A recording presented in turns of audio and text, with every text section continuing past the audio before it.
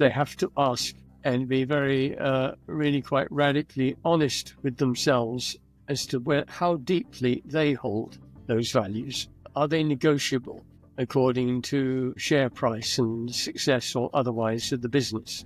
Do they stand no matter what? At least 3 times now, I've been involved with the top team as they made some really brave moves towards embedding sustainability into their organizations. In each one of these cases, sooner or later, and generally one was after 2 years, another was after 3 years, another one was after almost 18 months, those CEOs lost their jobs. When the people within that organization truly believe that their organization is an agent for positive things in this world. You can pay a person for a certain amount of effort and ingenuity, etc., and they will deliver that. But there is a discretionary part of a person can give or not give. When you find a way to tap into what's truly important for them and give them a feeling that their role has real meaning in the world, then I think you have the possibility of tapping into that discretionary aspect as well. And I think that's when things get really exciting. Hi there, Mac. Thank you very much for joining us today. Could you tell us a little bit about your background and what you're up to today?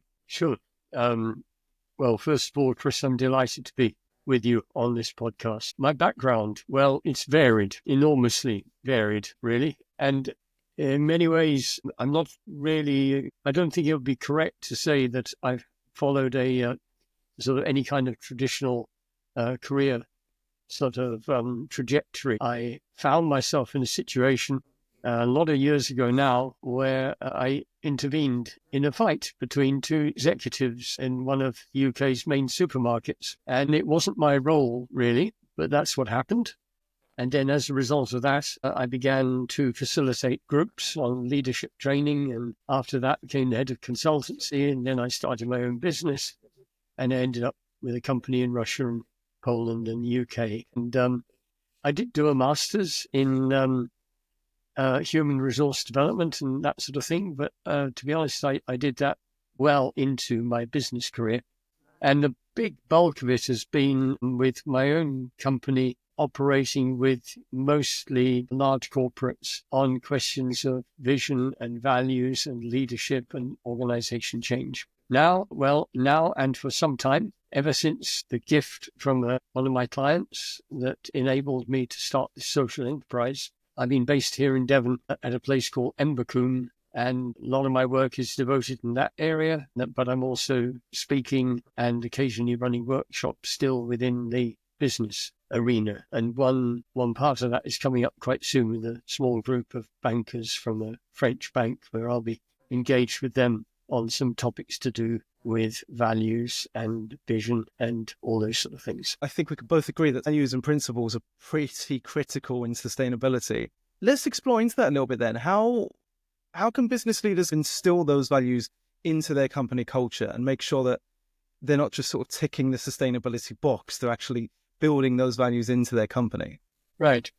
For me, the first thing, Chris, is they have to ask and be very, really quite radically honest with themselves as to how deeply they hold those values. You know, are they negotiable according to share price and success or otherwise of the business?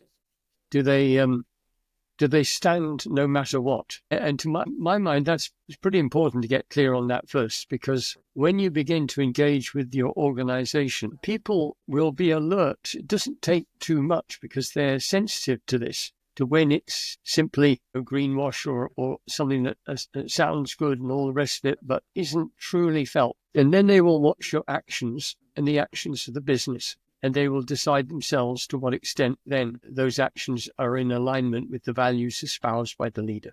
So this is the first, to my mind, big piece. There are questions, of course, all the time about, do we go from the bottom up? Do we go from the top down? Do we both at the same time? And in many ways, I think a lot depends on the specific circumstances that particular business finds itself in. Also, is it on the top of or an ascending growth curve or a descending one? And also their own community of leaders. No CEO, as it were, can do very much without the team around him or her really being on board as well. So I think probably that, again, would be one of the first steps, is to establish whether or not that team is willing to also come really alongside on those values. And that's tricky, because if they're looking at your job or hoping one day for some kind of promotions and things, then they will be perhaps willing to say things which they don't necessarily feel. But it's complex. There's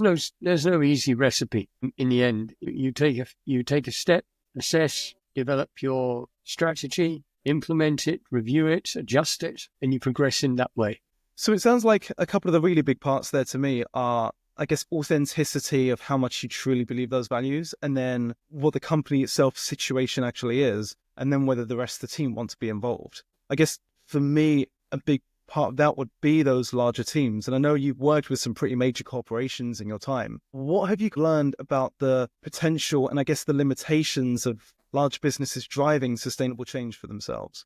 Well, the one that really stands out for me, Chris, is that maybe we, at some stage in our career, believe that power sits with that individual that holds that CEO type role. But of course it doesn't, and we learn that at some point or other. They are subject to a board, to shareholders and all the rest.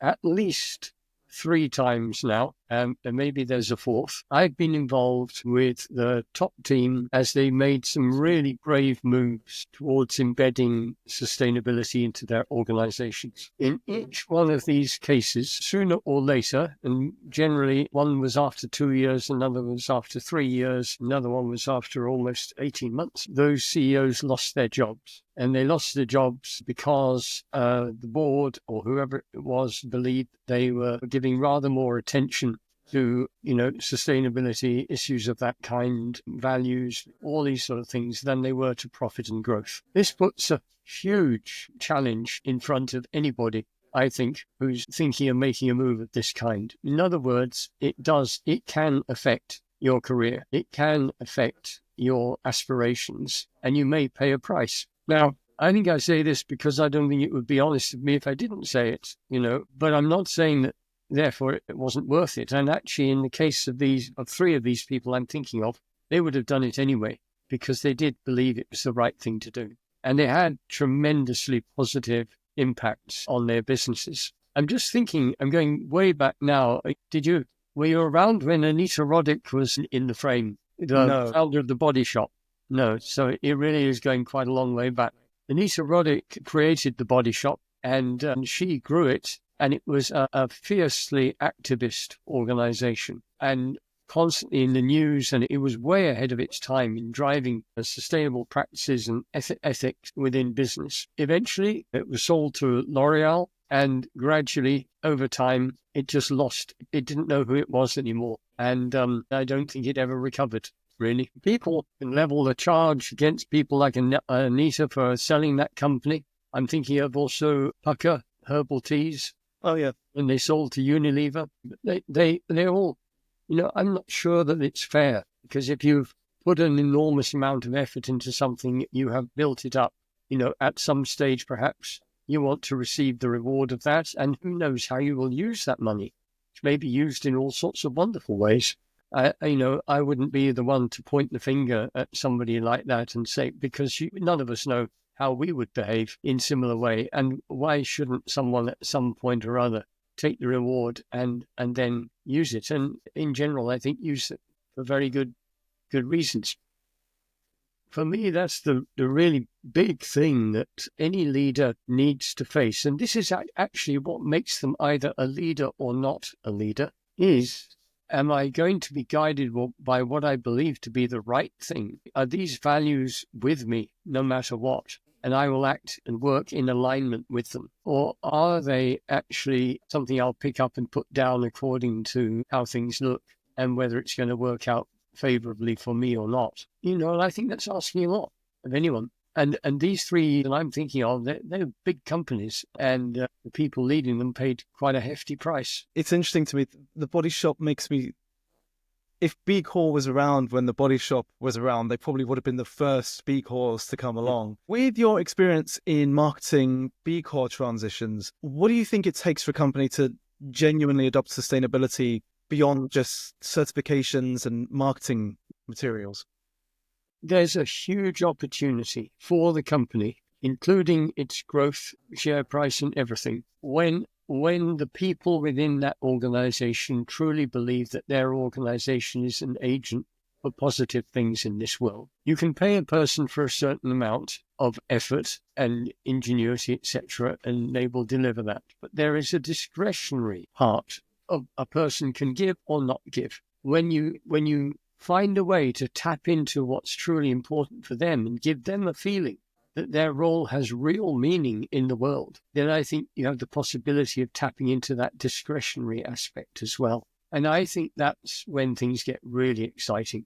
People are especially if obviously the style and the culture and everything is aligned with this, are bursting with creativity and a desire for the whole thing to work well, are solving issues themselves. They're not sitting around waiting to be told. And I think that's the difference between something that's trundling along and doing okay and something that is animated and really energized. And it's fragile because you have to keep proving moment by moment as you go into the future that you are still what you said you were and have been up until now. But are you now? Are you now? And so on. So it's not something for the faint-hearted, and I don't think it should even be gone into unless someone's really intent on making it happen.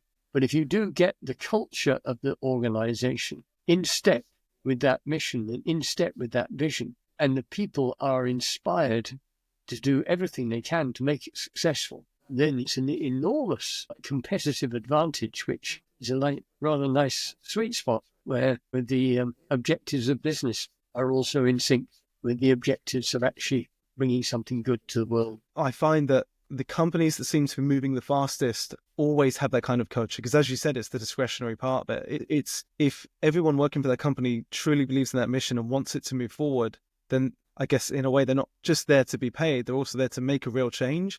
Do you feel like a company can change its mission and vision from one it may have had when it started, kind of bring all their employees along, or do you feel that always needs to be built from the ground up first? I'm not sure, to be honest, but I think that to do it, as it were, some way along the journey is enormously more challenging because you have your history and you have your body of people who are probably maybe firmly entrenched in the old way. I'm thinking right now, actually, of I'm just thinking, is it okay to say this? But I think it is. In the whole sort of forestry commission and forestry in Britain, we have a role for that organisation, if you like, that was created up during the war years, or either just during them or just before, I can't remember, the need for timber. But I would say that they're now in the process of exploring what is their real role now. Is it producing timber? Is it leisure? Is it nature? One thing's for sure, they will have lots of people who have been raised and brought up and understood and are highly skilled as well as foresters. And they understand timber and everything of that kind. Overcoming inertia, and even that's not really quite fair for me to put it that way, because it's somebody that's been doing a good job for many, many years is then suddenly told, got to change. We could take even farming now. Farmers probably feel that they're being pilloried, if you like, for collapsing nature. When, as far as they were concerned, they thought they were producing food and trying to be efficient and make it work.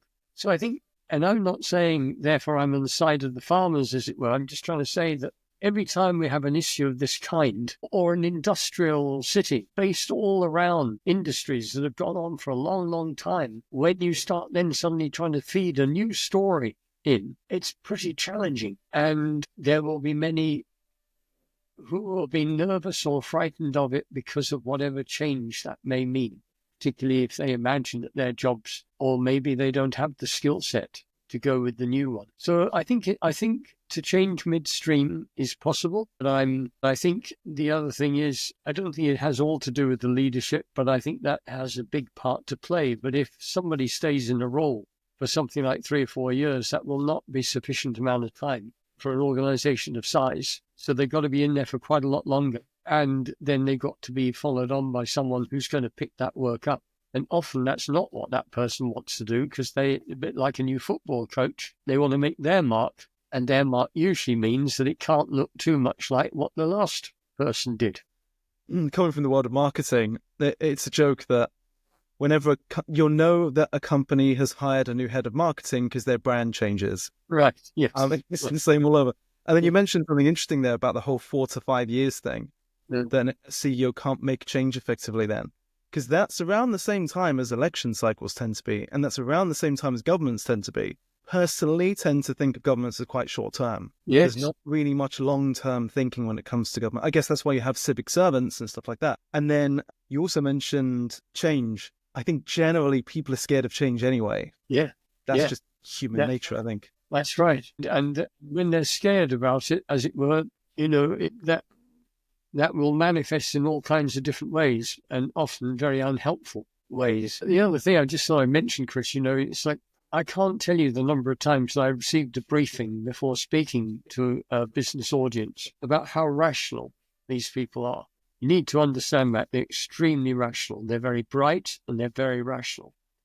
And I say, yeah, sure, yeah, okay. They're very bright and they're very rational. And sometimes that gets emphasized again and again. And now my experience speaking to those audiences is that they are quite possibly rational, and they're often amazingly irrational. And I think in many ways our whole society is a bit like that. We have 90 whatever % of scientists, climate scientists, are saying every year that goes by we are closer to being too far gone to do anything about it. And everybody watches their TVs or their computer screens or whatever it is, and the change that is needed is nothing like what those scientists are asking for. It's irrational in the sense that it flies in the face of climate science, and it's very rational in the sense that somebody's just saying, sort of, yes, but that's what, well, I calculate that probably my world will stay something similar to what it is now. And so I'll just make my decisions based on what's going to work for that. And I won't necessarily think too much about how this feeds into the future. To my mind, this has terrifying consequences, because in one talk with a business community, I asked them if they loved their children, and it was like stunned, really.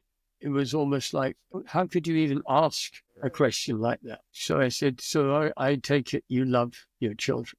You love your children. Are any of you party to any actions in your businesses, or even the whole business itself, which are in some form or other weakening your children's future, the possibility for them to flourish and enjoy? Well, there's long silence, But they went down like a lead balloon. Yeah.